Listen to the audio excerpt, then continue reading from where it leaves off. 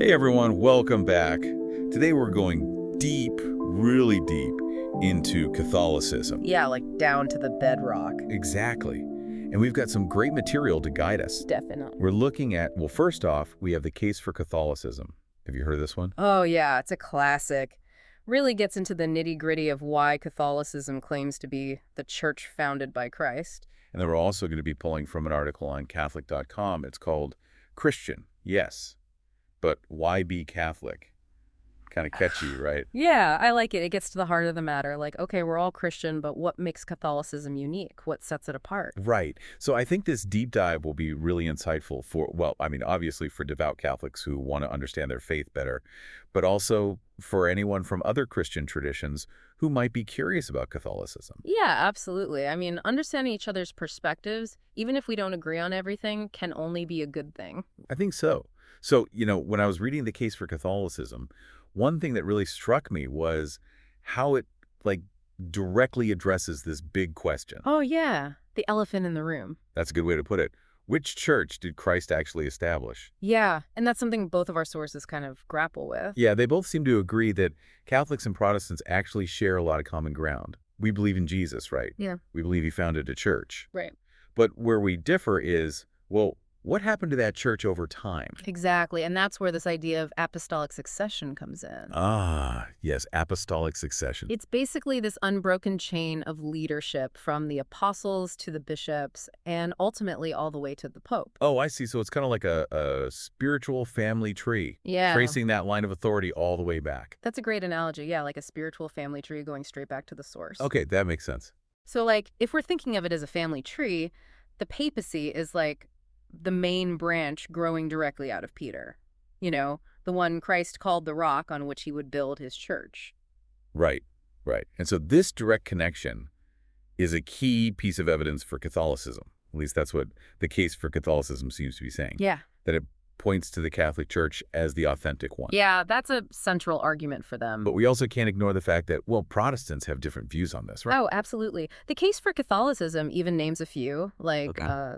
The church apostasy theory, the invisible church, and then there's the continuity theory. So walk me through those a bit. What's the church apostasy theory about? Okay, so the church apostasy theory basically says that at some point, the original church went astray. Like really went off the rails? Yeah, basically. Wow. Became so corrupted that it needed to be, restored later on, like a complete do-over. Wow. Okay. And what about the invisible church idea? That one's a bit different. It says that the true church isn't really about a visible institution with, buildings and hierarchy and all that. So not about the outward stuff. Right. It's more about a spiritual body made up of all true believers, no matter what denomination. Interesting. So it's more about an inward connection. Yeah, more about a shared faith than any kind of outward structure. Okay, that makes sense. And then I guess the continuity theory is basically the Catholic viewpoint, right? Exactly. It argues that the church has just continued uninterrupted since the time of Christ, like a steady stream. A spiritual lineage that hasn't been broken. That's a good way to put it. And the case for Catholicism really tries to build a case for that continuity. It goes back to the words of Christ himself. Oh yeah, like as a kind of guarantee. Right, like a promise that the church would survive and stay true to its mission. And there are those key passages, Matthew 16.1 and 28.1920. Those seem to pop up a lot. Yeah, for good reason. They're foundational for Catholic theology. Okay. So in Matthew 16.18, Christ says to Peter, on this rock I will build my church, and the gates of hell shall not prevail against it.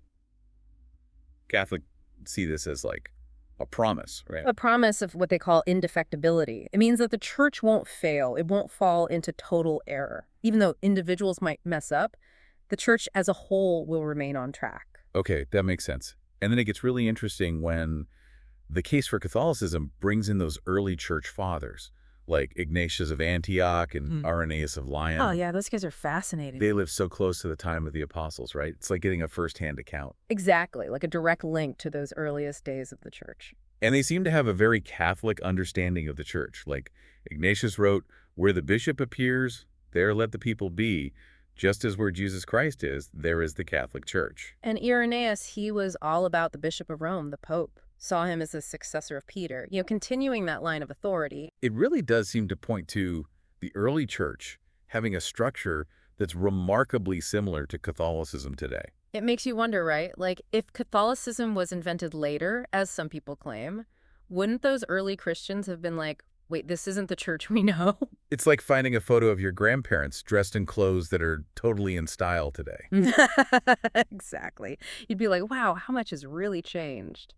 And speaking of things passed down through time, the case for Catholicism brings up this super interesting question about the Bible itself. Oh, yeah, I love this point. It kind of turns things on their head a bit. Yeah, it asks, if the Bible is the ultimate authority for Christians, then who decided which books belong in it? Like, where did the Bible even come from? Right. It highlights the fact that the Catholic Church played a huge role in forming the biblical canon. So when we talk about councils like the Council of Hippo and the Council of Carthage, Mm-hmm. those were Catholic councils making decisions about the Bible, Yeah, like literally deciding what would become the New Testament. that's right. And it was all centuries before the Reformation. So it kind of throws a wrench in the whole idea of Sola Scriptura, doesn't it? Oh, yeah. Big time. It's like, wait a minute, if the Bible is the only authority, then how did we even get the Bible in the first place? I mean, it's pretty ironic that Protestants, who often emphasize the Bible as like the sole source of truth, are actually relying on a canon that was defined by the Catholic Church. Right, and then there's that passage from 2 Thessalonians 2.15, where Paul talks about holding on to traditions, not just the written ones, but also the spoken ones. Yeah, I remember that. It really challenges that idea that the Bible is like the be-all and end-all of Christian faith. It definitely adds another layer to the discussion. Okay, so we've talked about apostolic succession, this idea of the church's unbroken lineage. We've talked about the formation of the Bible. Right, and how all of that points back to the Catholic Church. What stands out to you as the most significant insight so far? I think for me, it's this emphasis on historical continuity. Like, if the Catholic Church is really what Christ established, shouldn't it look a lot like the church of the earliest Christians? Yeah. And when you look at the historical evidence, there are some pretty striking similarities, both in terms of belief and structure. It suggests that the Catholic Church today is like the true heir to that ancient tradition. Right. It's carrying that torch forward. It's a compelling argument for sure. And I think it sets us up nicely to explore some of those unique aspects of Catholicism. Yeah. You know, those things that really make it stand out. And for that, we're going to turn to this Catholic.com article, Christian, yes, but why be Catholic? What are your first thoughts on this piece? Well, it definitely goes beyond the intellectual arguments and gets into the actual lived experience of being Catholic. Like, what does it feel like? What does it mean to actually live out this faith? Yeah, it explores those unique elements like the sacraments, the veneration of Mary, their understanding of human nature. It's a different angle, that's for sure. Yeah, it is. It's like going from the blueprint to the actual house. And I think it's a perfect transition as we move from these historical foundations to the heart of Catholic practice. That's a great way to put it. I'm really looking forward to diving into that. But first, let's take a quick break and give our listeners a moment to reflect. For those of you who are Catholic, how do these arguments resonate with your own experience of the Church? And for our Protestant friends, what questions are popping up as we explore these distinctive elements of Catholicism? We'll be back in a flash to continue our conversation. And we're back. It's been fascinating exploring those historical arguments for Catholicism. Yeah, tracing that lineage all the way back. But now let's dive into what it means to actually be Catholic. Like the lived experience. Exactly. And this Catholic.com article, Christian, yes, but why be Catholic? It gets right to the heart of it. What makes Catholicism unique? It's not just about history and theology. It's about practice, rituals, the things that make it come alive. Right. And I think one of the most central and maybe misunderstood aspects is the Eucharist. Oh, for sure. That's a big one. The real presence, as Catholics call it. Yeah, so can you unpack that a bit? Yeah. Because I know it's something that often causes confusion, even disagreement between Catholics and other Christian groups. Absolutely. So for Catholics, the Eucharist is more than just a symbol. It's not just bread and wine representing Christ's sacrifice. It actually becomes the body and blood of Christ, like literally. Wow, okay. And the article makes a clear distinction between that and, say, symbolic interpretations. Right. In many Protestant churches, the bread and wine are seen as memorials, ways to remember Jesus. But for Catholics, it's an actual encounter. It goes back to that verse in John, right? John 6.54, where Jesus says, Whoever eats my flesh and drinks my blood has eternal life. Yeah, Catholics take that very literally. Very literally. And the article points out that only Catholic and Eastern Orthodox priests can consecrate the Eucharist. It's because of their ordination. Oh, right, that apostolic succession we were talking Yeah, about. so it all ties together. So every Mass is a chance to encounter Christ in this very real, tangible way. Yeah. That's why the Eucharist is considered so central to Catholic life. The article calls it the treasure beyond all price. Powerful stuff. Okay, so moving on, let's talk about Mary. Yes. Another element that really sets Catholicism apart. I love how the article uses that example of the nativity scene. It's like, you can't tell the story of Jesus without Mary. You really can. And Luke 1.48, Mary herself says, all generations will call me blessed. And for Catholics, they see themselves as fulfilling that prophecy. Through their veneration of Mary. Exactly. But I know that can be a stumbling block for some other Christians. It can seem like too much. Like, are Catholics worshiping Mary? The article addresses that head on. It's very clear. Catholics venerate Mary. They don't worship her. It's a totally different category of respect. Okay, so it's more like... It's more like deep admiration, the way you might admire a great leader or a saint. But not the same as worshiping God. Right. Mary is not God, but she is the mother of God, which makes her worthy of special honor. And her role in salvation history is pretty unique. Absolutely. Her yes to God made the incarnation possible. She's like the ultimate model of faith and obedience. It's inspiring, really. Okay, so another thing this article dives into is this idea of Catholicism being sacramental. Can you help us unpack what that means? Sure. It's basically the idea that God's grace, his presence, comes to us through physical signs and symbols. Oh, I see. So it's not all just spiritual and abstract. Right. God works through material things to touch our souls. It's about the tangible. And this is most clearly seen in the sacraments, right? Yes. Things like baptism, the Eucharist, reconciliation. Confession. Yeah, and reconciliation or confession is another area where Catholicism differs from many Protestant traditions. How so? Well, Catholics believe we're constantly in need of forgiveness. It's not a one-time thing. Oh, so not like you're saved once and that's it. No, it's an ongoing process of admitting our faults, asking for forgiveness, receiving absolution from the priest. Like a regular spiritual tune-up. Exactly. We all need those tune-ups to stay on track. And the sacrament of reconciliation provides that. It's all about God's mercy. It's beautiful, really. The article also briefly mentions sacramentals. Yeah, things like holy water, rosaries, making the sign of the cross. How are those different from the actual sacraments? Well, the sacraments were instituted by Christ himself. They have a guaranteed effect of grace. Sacramentals are more like plils to help us focus our prayers, grow in faith. But they can still be powerful. Oh, yeah, for sure. It's just that their effectiveness depends more on the person using them. I like that imagery of tools. It makes it feel less mysterious, right? Like, God can work through even the simplest things. Exactly. His grace is all around us. Okay, so one final point I want to touch on from this article is the incredible resilience of the Catholic Church. It's amazing, isn't it? 2,000 years of history. It's faced so many challenges, persecutions, internal scandals, you name it. And yet it's still here. How does the article explain that enduring strength? It goes back to that belief in Christ's promise. The gates of hell shall not prevail against it. That conviction that even when things get rough, God is protecting his church. And it gives a pretty amazing examples of that resilience. Yeah, from surviving Roman persecution to standing up to figures like Napoleon. Who, tried to control the church. And it didn't work. The church has always found a way to persevere.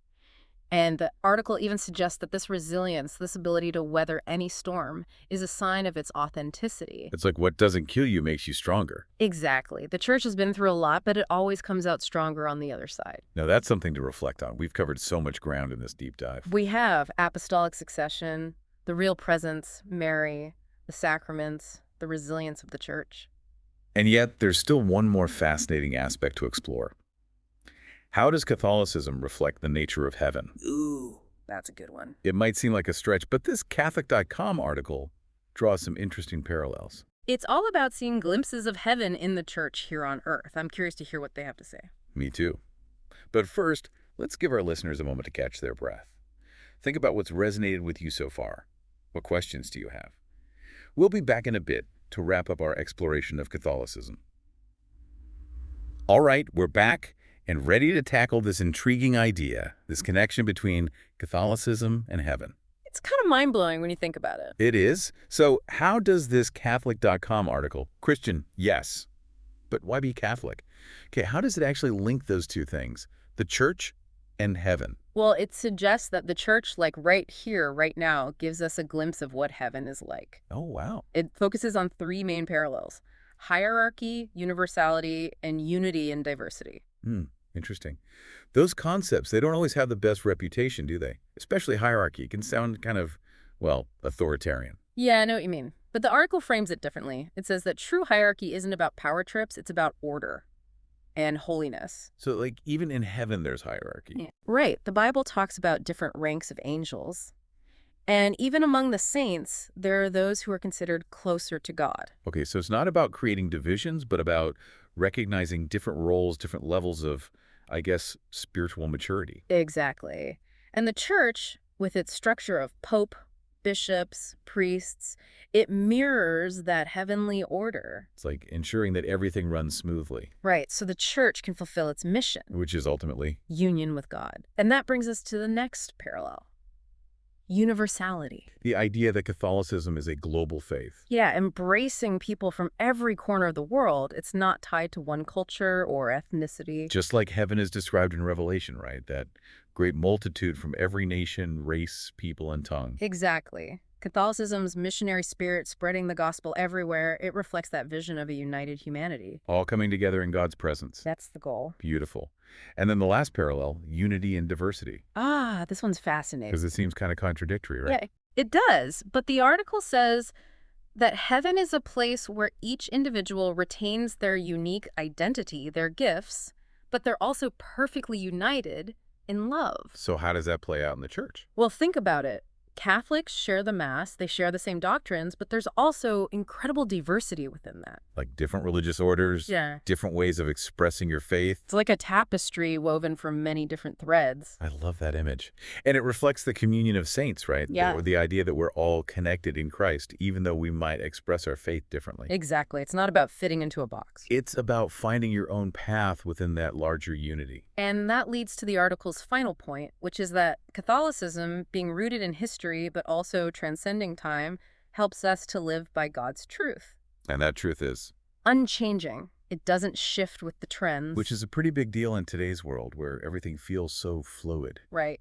And the article contrasts this with some other Christian groups that have, adapted their teachings to be more palatable to modern culture. So it's saying that the church's willingness to hold firm, even when it's unpopular, is actually a sign of its authenticity. It's about recognizing that truth doesn't change just because times change. It's solid ground. Like an anchor. Yeah, a firm foundation in a world that often feels shaky. It's a powerful image. Wow, this has been quite a journey.